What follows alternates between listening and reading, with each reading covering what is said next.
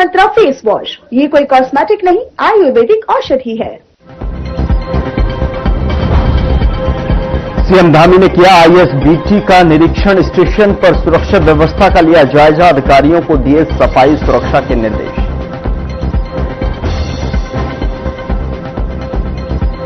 नशा मुक्त भारत अभियान के 5 साल पूरे, राज्य स्तरीय कार्यक्रम आयोजित, सीएम धामी ने कार्यक्रम में की शिरकत।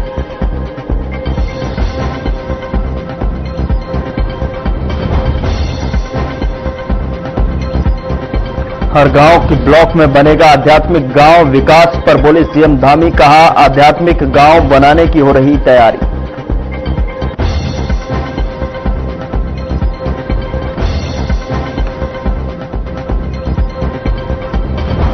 हाईकमान ने की कांग्रेस अध्यक्ष की घोषणा, हरीश रावत का बयान आया सामने, प्रवक्ता हनी पाठक ने बयान पर किया पलटवार।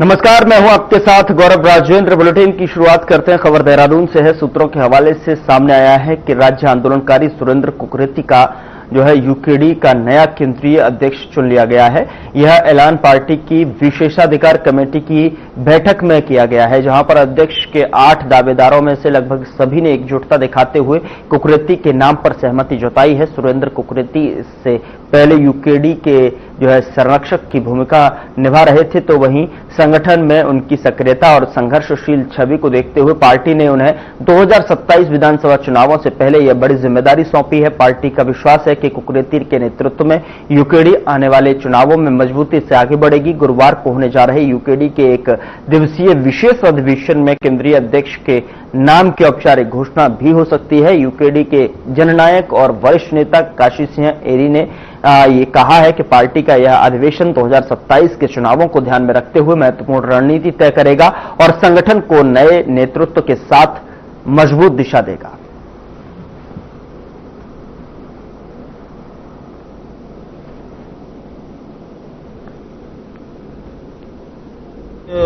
कुछ चीजें जो पिछले महाधिवेशन में छूट गई थी, उसको पूरा करने के लिए ये 1 दिवसीय विशेष अधिवेशन है। ये उसी का एक एक्सटेंशन है, उसी का भाग है। और उसमें दल ने और दल के नेताओं ने जो तय किया है उसका घोषणा किया जाएगा और दल की भावी रणनीति क्या रहेगी, किन मुद्दों को लेकर हम आंदोलन करेंगे, कैसे इस दल को आगे बढ़ाएंगे, इन तमाम सारे विषयों पर कल चर्चा वर्चा होगी और उसके बाद ही ये अधिवेशन समापन घोषित किया जाएगा। उधर पूर्व प्रधानमंत्री इंदिरा गांधी की 108वीं जयंती पर उत्तराखंड कांग्रेस ने उन्हें भावपूर्ण श्रद्धांजलि अर्पित करते हुए उनके देश की एकता, अखंडता और प्रगति में दिए गए अतुलनीय योगदान को याद किया है। 19 नवंबर 1917 को जन्मी इंदिरा गांधी स्वतंत्र भारत की पहली और एकमात्र महिला प्रधानमंत्री रहीं, जिन्हें लौह महिला के रूप में विश्व भर में पहचान मिली। वहीं उत्तराखंड महिला कांग्रेस ने भी पार्टी मुख्यालय में श्रद्धासुमन अर्पित किए और इस महिला कांग्रेस प्रदेश अध्यक्ष ज्योति रौतेला ने कहा कि हरित क्रांति, बैंक राष्ट्रीयकरण और महिला कांग्रेस की स्थापना सहित देश के विकास में इंदिरा गांधी की भूमिका अविस्मरणीय है और कांग्रेस आगे भी उनके पदचिन्हों पर चलने का संकल्प बनाए रखेगी।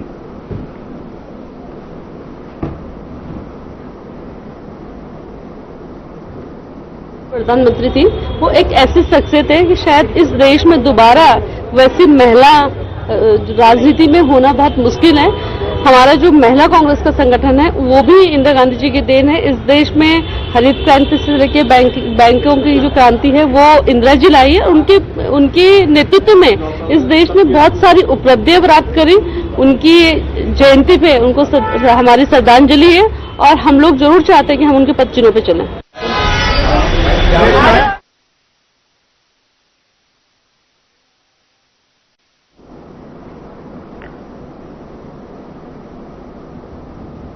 उधर हरिद्वार में पूर्व विधायक कुंवर प्रणव सिंह चैंपियन के बेटे दिव्या प्रताप सिंह पर बड़ी कार्रवाई करते हुए डीएम मयूर दीक्षित ने उनके तीनों शस्त्र लाइसेंस निलंबित कर दिए हैं। एसएसपी देहरादून की रिपोर्ट में दिव्या प्रताप पर कार रोककर मारपीट करने और लाइसेंसी पिस्तौल और रिवॉल्वर दिखाकर धमकाने के गंभीर आरोप की पुष्टि हुई थी। जांच में 32 बोर की रिवॉल्वर सहित सभी हथियारों के दुरुपयोग और नियम उल्लंघन के प्रमाणिक साक्ष्य मिले और जिसके आधार पर लाइसेंस निरस्तीकरण की संतुष्टि की गई। डीएम ने पुलिस आख्या का अवलोकन कर तीनों लाइसेंस तत्काल प्रभाव से निलंबित करने का आदेश जारी किया है। साथ ही एसएसपी देहरादून और हरिद्वार को निर्देश दिया है कि दिव्या प्रताप को कारण बताओ नोटिस की तामील कराते हुए सभी निलंबित असलहे कब्जे में लेकर सुरक्षित रूप से पुलिस अधीक्षक कार्यालय में जमा कराए जाएं।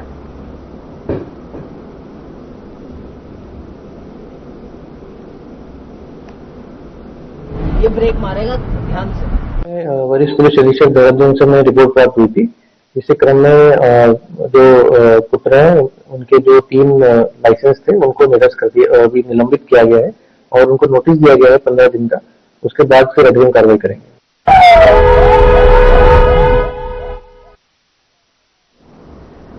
उधर सुप्रीम कोर्ट ने उत्तराखंड वन विभाग को बुरी तरह फटकार लगाई है। साथ ही जिम कॉर्बेट टाइगर रिजर्व में अवैध पेड़ कटाई और अवैध निर्माणों सहित पर्यावरण को हुए नुकसान की भरपाई करने का आदेश भी जारी किया गया है। बता दें कि भारत के सीजीआई बीआर गवई की बेंच ने कई निर्देश जारी किए।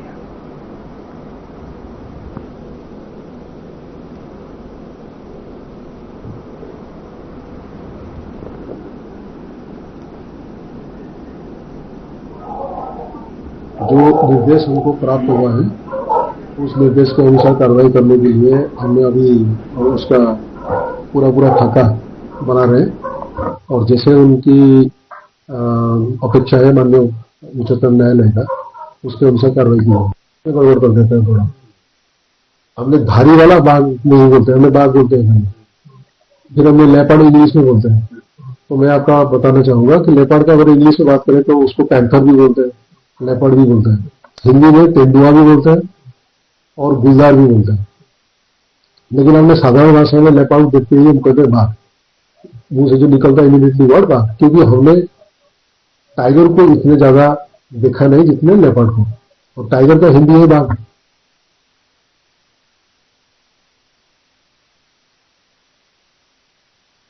उधर दिनेशपुर से एक प्रेरणादायक पहल की खबर सामने आ रही है, जहां श्री गुरु रामदास जी सेवा ट्रस्ट ने समाज सेवा की मिसाल पेश की और 66 जरूरतमंद लोगों को निःशुल्क व्हील चेयर उपलब्ध कराई। इसी कड़ी में ट्रस्ट के अध्यक्ष हरविंदर सिंह चुघ दिनेशपुर निवासी 45 वर्षीय सपन के घर पहुंचे। 3 बच्चों वाला सपन का ये परिवार आर्थिक तंगी से जूझ रहा था और स्थानीय जनप्रतिनिधियों द्वारा भी कोई मदद नहीं मिल पाई थी। सपन और उनका परिवार भावुक नजर में तब आया जब स्थिति का आकलन करने के बाद ट्रस्ट ने तुरंत निःशुल्क व्हीलचेयर उपलब्ध कराई गई।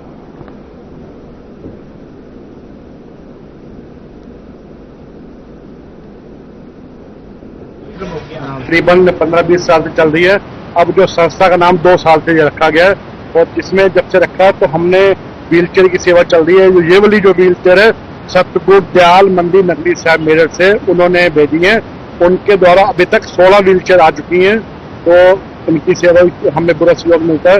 और संस्था की जो 65 नंबर की व्हीलचेयर है, और ना इसमें मैं आपको बताता हूँ ये मैं अकेला मैं नहीं करता, हमारे साथ जो सभी साथी हैं, प्रधान जी हैं, राजकुमार हो गया, लक्की चलाना जी हो गया, सिमरन चावला जी हो गया, गुनाम जी हो गया, सन्नी गाता जी हो गया, नीरज उपाध्याय जी हो गया, पंडित जितेंद्र शर्मा जी हो गए, एक हमारी बहन कविता निधि जी हो गई, केतनीर जी हो गई।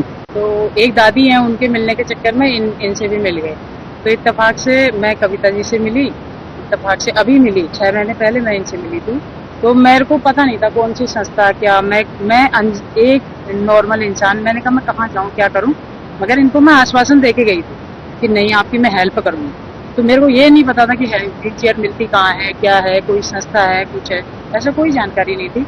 इत्तेफाक से अभी मैं 2-2.5 महीने शायद कविता जी से मिली पहले, तो इनसे मैंने एक दिन बात करी थी, इनने कहा था ये संस्था है, मैं करवाऊंगी। मेरठ द्वारा दी गई है और ये 65 नंबर व्हील चेयर है। हमारी बहन समाज सेवी कविता जी, इनके सहयोग से इन्होंने बताया। सपन जी जो पैरालाइज हैं, चल नहीं पाते हैं, बहुत ज़्यादा परेशानी में हैं, तो ये श्री गुरु रामदास सेवा जी ट्रस्ट द्वारा ये व्हील चेयर दी गई।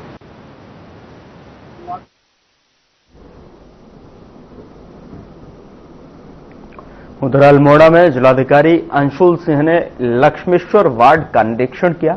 निरीक्षण के दौरान नाला निर्माण से टूटे हुए मार्ग को गंभीरता से लिया और आपको बता दें कि वार्डवासियों ने हाल ही में शिकायत की थी कि नाला निर्माण कार्य के बीच रास्ता क्षतिग्रस्त हो गया, जिससे लोगों के आवागमन में भारी दिक्कत हो रही थी। जिलाधिकारी ने मौके का जायजा लिया और संबंधित विभाग अधिकारियों को नाला निर्माण कार्य तेज करने का आदेश दिया। साथ ही उन्होंने यह भी निर्देश दिए कि आवश्यक स्थानों पर रेलिंग निर्माण और नाले की नियमित सफाई कराई जाए और जिलाधिकारी का कहना है कि आमजन की सुविधा से जुड़े कार्यों में किसी भी तरह की लापरवाही बर्दाश्त नहीं की जाएगी।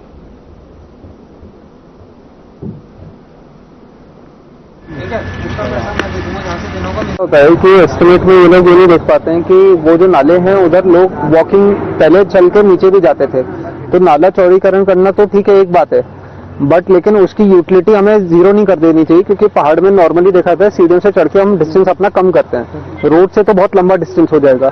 तो अभी जो थी वो हाइट इनकी बहुत ज्यादा थी और थोड़ा रिस्की भी है। ये है कि यहाँ पर झारखंड में जो है झारखंड देवी से एक नाला आता है जो रोडवे वर्कशॉप के पास मिलता है, जिसमें इनका जो निर्माण कार्य इन्होंने कराना था नाले का कराना था। पूर्व में इसके नाले के साथ ही नगर पालिका द्वारा जो था पैदल रास्ता समय रास्ता बनाया गया था, जो इनके द्वारा तोड़ा गया। हम इसमें कई बार हमने माननीय विधायक जी को भी यहाँ पर लाए और प्रशासन के सभी अपनी स्तर से पत्र भी भेजे गए। कल हम जिलाधिकारी महोदय को मिले, उनको अपनी समस्या से अवगत कराया हमने। उन्होंने आज हमें 11 बजे का समय दिया है कि आप स्थल पर हम आएंगे। उधर एसएसपी अजय सिंह का बयान सामने आया है, जिसमें उन्होंने कहा कि दिल्ली ब्लास्ट की जांच के सिलसिले में यूपी एटीएस जो है दून पुलिस से संपर्क करती है, तो वह बिल्कुल तैयार है। जिले में हाई अलर्ट के साथ ही वह सभी कदम उठाए गए जिससे सुरक्षा सुनिश्चित हो। संदिग्ध गतिविधियों की जांच के लिए औचक कार्रवाई भी की गई। इसके तहत शहर केमिकल विक्रेताओं के रिकॉर्ड की जांच की गई। साथ ही पुराने वाहनों की खरीद फरोख्त करने वालों के लिए दिशा निर्देश बनाने के आदेश दिए हैं। दिल्ली ब्लास्ट हाई अलर्ट के बीच जो है बाहरी छात्रों पर कड़ी नजर अलर्ट के बाद से बाहरी छात्रों का सत्यापन और निगरानी की जा रही है। यदि कोई संदिग्ध गतिविधि पाई गई तो फौरन एक्शन लेने के आदेश थे।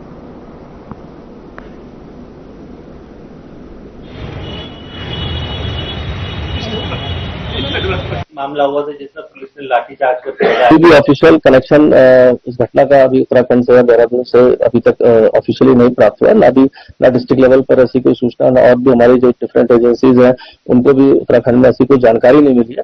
और अगर आगे कोई कॉपरेशन चाहिए, कोई इनपुट मिलता है तो डेफिनेटली उनके साथ कॉपरेशन में काम करेंगे, बट अभी तक कोई भी एजेंसी द्वारा इसमें संपर्क नहीं किया गया। मामला हुआ था जिसमें पुलिस ने यहां रुक रहे हैं एक छोटे से ब्रेक के लिए। ब्रेक के उस पार खबरों का सिलसिला लगातार जारी है।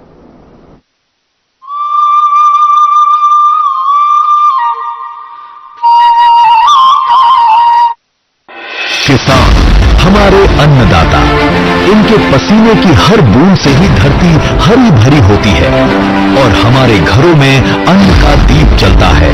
उत्तराखंड की ऊंची पहाड़ियों से लेकर हरे भरे मैदानों तक किसान भाई बहन अपनी मेहनत और लगन से इस भूमि को जीवन देते हैं। आज मुख्यमंत्री श्री पुष्कर सिंह धामी जी के नेतृत्व में किसानों की इस तपस्या को सम्मान मिल रहा है। प्रधानमंत्री किसान सम्मान निधि योजना के रूप में प्रधानमंत्री श्री नरेंद्र मोदी जी द्वारा जारी की गई इस योजना की 20वीं किस्त ने किसानों के जीवन में नई रोशनी भरी है। केवल एक क्लिक से डीबीटी के माध्यम से प्रदेश के 8,28,000 किसानों के बैंक खातों में 184.25 करोड़ की राशि पहुंची। ये सिर्फ पैसा नहीं है, ये किसानों की मेहनत का सम्मान है। ये उनके कल की खुशहाली और सुरक्षित भविष्य का वादा है। अब तक उत्तराखंड के किसानों को इस योजना से 3,300 करोड़ से अधिक की राशि मिल चुकी है। सरकार ने किसान की हर जरूरत को समझा। ब्याज मुक्त ऋण, कृषि उपकरणों पर 80% तक सब्सिडी, मुफ्त नहर सिंचाई की सुविधा, गेहूं और गन्ने पर बोनस। आज बागवानी नई उड़ान भर रही है। नई सेब नीति, कीवी मिशन, मिलेट मिशन और ड्रैगन फ्रूट नीति के जरिए खेतों में नए रंग खिल रहे हैं। हर किसान के चेहरे पर मुस्कान है, हर खेत में हरियाली है, हर गांव में खुशहाली है। प्रधानमंत्री किसान सम्मान निधि योजना ने किसानों को ताकत दी है। धामी सरकार की नीतियों ने किसानों को नया भरोसा दिया है। ये है वो उत्तराखंड जहां अन्नदाता सशक्त है और हर खेत समृद्ध। सफलता की राह पर बढ़ रहा किसान, उत्तराखंड सरकार दे रही सम्मान। कुछ लोग खाते पीते तो बहुत बढ़िया हैं, पर फिर भी उनकी सेहत नहीं बनती। पिचके हुए गाल हैं, हड्डियां निकली हुई हैं, पैंटें ढीली हैं, कपड़े जचते नहीं, कोई पर्सनैलिटी नहीं। ऐसे लगता है इधर से खाए जा रहे हैं, उधर से निकले जा रहा है, क्योंकि उनका पाचन तंत्र खराब है। और जब तक के पाचन तंत्र दुरुस्त नहीं होगा, वो जितना मर्जी अच्छे से अच्छा खा ले, उनकी सेहत नहीं बन सकती। इसलिए हमारी संस्था सन्यासी आयुर्वेदा ने एक ऐसी दवा का निर्माण किया है जो कि आपके लिवर को, आपके पाचन तंत्र को दुरुस्त करने का काम करती है, ताकि आप जो भी खाएं उसका पूरे का पूरा निचोड़ आपके शरीर को लगे, आपकी भूख बढ़े, खाया पिया सही से लगे, नया खून बने, हड्डियों में जान आए, वजन बढ़े और आप मोटे तगड़े खूबसूरत पर्सनैलिटी के मालिक बन जाएं। सिर्फ 655 रुपए की पूरे 1 महीने की दवा होती है और आप इसे घर बैठे 01145454545 पर फोन करके दवा मंगवा सकते हैं। चुलबुला पर जिसकी हर बात में भूल जाए, मेरी जैसी मेरी अपनी पताका। पताका चाय, गजब का स्वाद। आज उत्तराखंड बन रहा है नए रोजगार का केंद्र। इस बदलाव की मिसाल बनी है मुख्यमंत्री स्वरोजगार योजना, जो प्रधानमंत्री नरेंद्र मोदी जी की प्रेरणा और मुख्यमंत्री पुष्कर सिंह धामी जी के दिशा निर्देश में चलने वाली एक महत्वाकांक्षी योजना है। अब तक 39,000 से ज्यादा युवाओं ने शुरू किया अपना व्यवसाय और 1 लाख से अधिक लोगों को मिला है रोजगार। अब सफलता को नई उड़ान देने आई है मुख्यमंत्री स्वरोजगार योजना 2.0। ये सिर्फ योजना नहीं, बल्कि आर्थिक क्रांति है। आसान ऋण, बिना गारंटी शुरुआत और मार्जिन मनी की सहायता के साथ हस्तशिल्पी, प्रवासी, महिलाएं या बेरोजगार, स्वरोजगार 2.0 है सबके साथ। ग्रामीण या स्थानीय उत्पाद पर मिलेगी अतिरिक्त मदद, ताकि विकास पहुंचे हर घाटी तक। सामान्य वर्ग के युवा को 90% तक ऋण, सिर्फ 10% अंशदान। SC, ST, OBC और पूर्व सैनिकों को 95% तक ऋण, सिर्फ 5% अंशदान। इसके साथ ही महिला, दिव्यांग, ग्रामीण व ODOP उद्यमियों को मिलेगा 5% अतिरिक्त प्रोत्साहन। मुख्यमंत्री स्वरोजगार योजना 2.0 के तहत विनिर्माण इकाइयों के लिए 25 लाख तक, सेवा क्षेत्र जैसे सैलून व टेलरिंग के लिए 10 लाख तक और व्यापार जैसे जनरल स्टोर आदि के लिए भी 10 लाख तक की वित्तीय सहायता प्रदान की जाती है। आपका सपना छोटा हो या बड़ा, मुख्यमंत्री स्वरोजगार योजना 2.0 हर कदम पर आपके साथ है। बिना गारंटी का लोन, जरूरत पर फ्री चेकिंग और सिर्फ 15 दिन में लोन वितरण की गारंटी। अब आपके उत्पाद जुड़ रहे हैं ऑनलाइन बाजारों और हिमाद्री एम्पोरियम से, ताकि आपका कारोबार चले नहीं, बढ़े। साल 2025 से 2030 तक 50,000 से ज्यादा उद्यमी बनेंगे इसका हिस्सा और लाखों को मिलेगा सम्मानजनक रोजगार। मुख्यमंत्री स्वरोजगार योजना 2.0, स्वरोजगार से समृद्धि की ओर।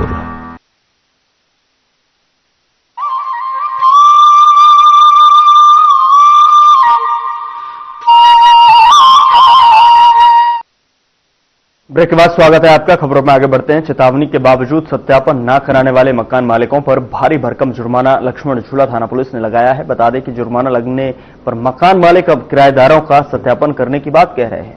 बता दें कि लक्ष्मण झूला थाना क्षेत्र अंतर्गत 8 पुलिस की टीमों ने अलग अलग क्षेत्र में बाहरी लोगों का सत्यापन चेक किया। पुलिस कप्तान सर्वेश पवार के निर्देश पर चले चेकिंग अभियान में 20 किराएदार बिना सत्यापन के रहते हुए पकड़े गए, जिनके खिलाफ पुलिस ने 10-10 हजार रुपए का जुर्माना लगाया है।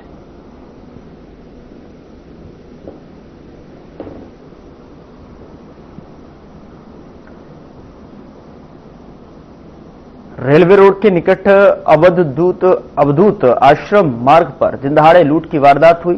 4 लुटेरों ने एक दूध बेचने वाले गुर्जर को जबरन लूटा। लूट के दौरान गुर्जर मदद के लिए चिल्लाता रहा, लेकिन कोई भी व्यक्ति मदद के लिए नहीं आगे आया और जब कुछ लोग एक घर से बाहर निकले तो तब तक लुटेरे वारदात को अंजाम देकर मौके से फरार हो गए थे। दरअसल बता दें आपको कि गुर्जर ने लुटेरों का पीछा भी किया, लेकिन उनको पकड़ने में सफल नहीं हुआ। यह लूट की घटना सीसीटीवी कैमरे में कैद हो गई।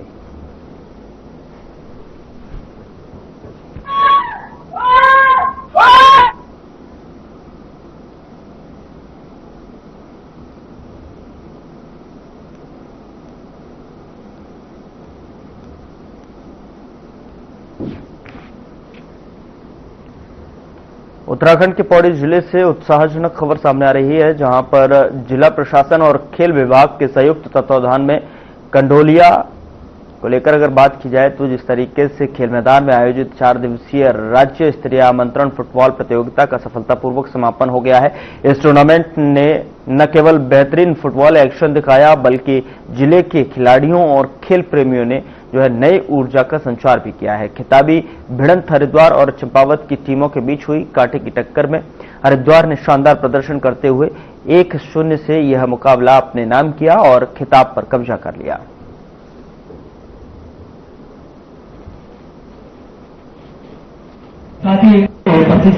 अच्छा है, और जो हमारे जिला प्रशासन और खेल विभाग के तत्वावधान में यहाँ पे पौड़ी में राज्य स्तरीय आमंत्रण फुटबॉल प्रतियोगिता यहाँ पे आयोजित की गई है और 14 से 17 तक ये प्रतियोगिता आयोजित की गई और आज इसका फाइनल मुकाबला है। और यहाँ के जो हमारे युवा हैं, जो लोग फुटबॉल प्रेमी हैं, उनके लिए एक बहुत अच्छा मौका है कि वो जो बाहर से जो लोग आ रहे हैं, जो प्रतिभाएं आगे आ रही हैं, उनके खेल को देखें। और क्योंकि पौड़ी में मैंने देखा कि फुटबॉल का काफ़ी अच्छा क्रेज है, जैसे कुछ हमारे जो पहाड़ी जनपद है, जैसे पिथौरागढ़ है, पौड़ी है, यहाँ पे फुटबॉल का काफ़ी अच्छा पहले से भी क्रेज रहा है। तो इसी बात को ध्यान में रखते हुए खेल विभाग ने जिला प्रशासन के तत्वावधान में यहाँ पे एक राज्य स्तरीय फुटबॉल प्रतियोगिता कराई है और मुझे पूरा विश्वास है कि जो ये यहाँ पे प्रतियोगिता हुई है फुटबॉल की, इससे जो हमारे युवा हैं वो जरूर प्रेरित होंगे और आगे अच्छा करने का वो लोग प्रयास करें। हम हरिद्वार डिस्ट्रिक्ट से आए हैं, बेसिकली हम हरिद्वार से बिलोंग करते हैं और हमारी हरिद्वार की टीम है, डिस्ट्रिक्ट की टीम है और हमें पौड़ी में आके बहुत अच्छा लगा। और हमारे टीम में ज्यादातर लड़के गुरु कांगड़ी विश्वविद्यालय के ही हैं, हमारी यूनिवर्सिटी की टीम है एक तरह से, लेकिन हम हरिद्वार होकर नया रिप्रेजेंट, और हमें पौड़ी में आके बहुत अच्छा लगा, बहुत अच्छा आयोजन कर रखा था हमने। और मेरी टीम के लिए बहुत इंस्पिरेशन की बात है कि कोई नेशनल प्लेयर हमें इंस्पायर कर रहा है, हमें हमारे लिए वो ट्रॉफी शील्ड वगैरह डिस्ट्रीब्यूट करने आई है, हमारे लिए बहुत सम्मान है। करना चाहेंगे, बहुत बहुत दिल से थैंक यू। ग्राउंड थोड़ा अच्छा होना चाहिए, पे होना चाहिए, क्योंकि अभी इसमें धूल वगैरह बहुत उड़ती है, लेकिन फिर भी बहुत अच्छी व्यवस्था थी। नहीं, जब भी पौड़ी में फुटबॉल की बात होती है तो सबसे पहले कंडोलिया फील्ड का ये वो आता है, नाम याद आता है, मन में आता है। और जैसे मैं पौड़ी का ही हूँ तो मेरे लिए बड़ी हर्ष की भी बात है और गौरव का भी क्षण है कि आज मैं यहीं पर ऐसे मुख्य अतिथि यहाँ पे आया हूँ। और पौड़ी का मतलब जब भी फुटबॉल की बात होती है पौड़ी का नाम जरूर आता है कि आज से ही नहीं, है बहुत पहले से ही, मतलब पौड़ी के काफ़ी अंतर्राष्ट्रीय खिलाड़ी यहाँ से निकल चुके हैं। सौरभ रावत है, गौरव रावत है, भंडारी है, जो अभी रिसेंटली खेल रहे हैं, और जो काफ़ी पुराने हैं जिनको मैं नहीं जानता यहाँ से, बट मेरे फादर भी यहाँ यूनिवर्सिटी खेले हैं यहाँ से, क्योंकि मेरा घर यहीं पास में है। तो पौड़ी में जब भी फुटबॉल होता है तो सबको पता होता है कि यहाँ अच्छा टूर्नामेंट होता है, बाहर से टीमें आती हैं, तो इतिहास बहुत ही बड़ा है, मतलब पौड़ी का फुटबॉल के क्षेत्र में। फिलहाल बुलेटिन में इतना ही। नमस्कार।